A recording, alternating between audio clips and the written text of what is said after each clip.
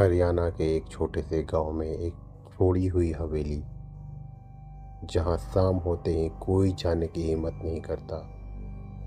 कहते थे कि वहां से रात में पुरानी घड़ी की टिक टिक टिक की आवाजें और दबे हुए रोने की आवाज आती है। एक रवि नाम का युवक जो यूट्यूबर था, वो हॉरर स्टोरियां बनाया करता था।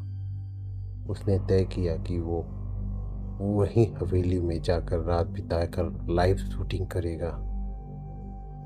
उसके दोस्तों ने उसे बहुत मना किया, लेकिन फेम के चक्कर में वो कैमरा, ट्राइपॉड और मोबाइल लेकर हवेली में पहुंच गया।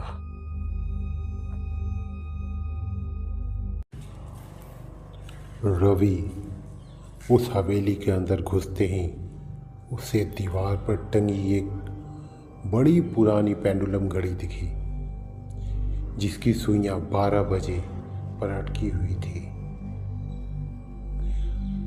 आश्चर्य की बात तो यह थी कि चाले चारों ओर लटके हुए थे, पर वो घड़ी बिल्कुल साफ थी, जैसे किसी ने अभी अभी उसकी सफाई की हो।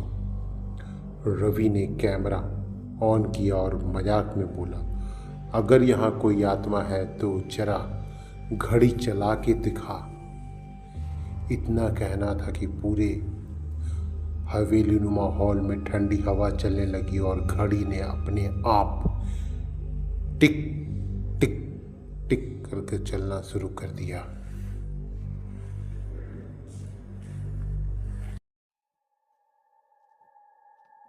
लाइव चैट में लोग स्पैम करने लगे, भाई भाग जा, तेरे पीछे कोई है।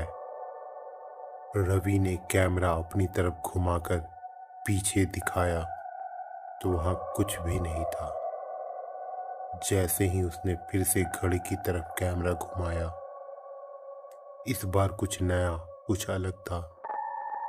पेंडुलम तो रुका था, लेकिन सुइयां अब 12 से आगे बढ़कर 12:05 पर पहुंच चुकी थी। अचानक उसे लगा जैसे किसी ने उसके कंधे पर बर्फ जैसा ठंडा हाथ रखा हो। वह जोर से घूमकर बोला, कौन है? जवाब में सिर्फ घड़ी की टिक टिक टिक तेज हो गई है, लेकिन टिक टिक की आवाज तेज हो गई, इतनी तेज कि उसे अपने दिल की धड़कन भी नहीं सुनाई दे रही थी। लाइव देखने वाले दर्शकों ने चैट में लिखा, घड़ी के शीशे में उसके पीछे कोई परछाई दिख रही है। लंबा कद, झुका हुआ सिर, आंखों की जगह काले गड्ढे। रवि को कुछ नहीं दिख रहा, पर स्क्रीन पर व्यूअर्स काउंट अचानक हजारों में पहुंच गया। डर और एक्साइटमेंट में रवि ने मोबाइल स्क्रीन की तरफ झुककर कहा, अगर तुम वाकई यहाँ हो तो कुछ बोलो। अगले ही पल लाइव में घुरघुराती हुई अगले ही पल लाइव में घुरघुराती आवाज गूंजी, मगर हवेली के अंदर चारों तरफ सन्नाटा था। वो आवाज सिर्फ लाइव स्ट्रीम में रिकॉर्ड हो रही थी। घड़ी ने जोर से एक घंटी बजाई, जैसे 1 बजे हो, जबकि सुई अभी भी 12:05 पर थी। रवि के कानों में खून की पतली सी धार बहने लगी, पर उसे दर्द ही महसूस नहीं हुआ। वो बस खाली आंखों से घड़ी को देखता रह गया। अगली सुबह गांव वाले हवेली में पहुंचे तो उन्हें कैमरा, ट्राइपॉड और मोबाइल सब चालू हाल में मिले।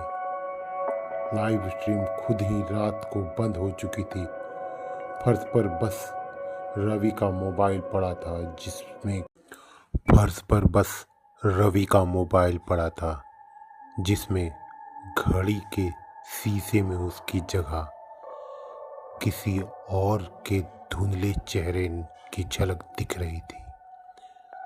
रवि खुद कहीं नहीं था और घड़ी की सुई अब अस्थायी तौर पर 12:05 पर जमी हुई थी। अगर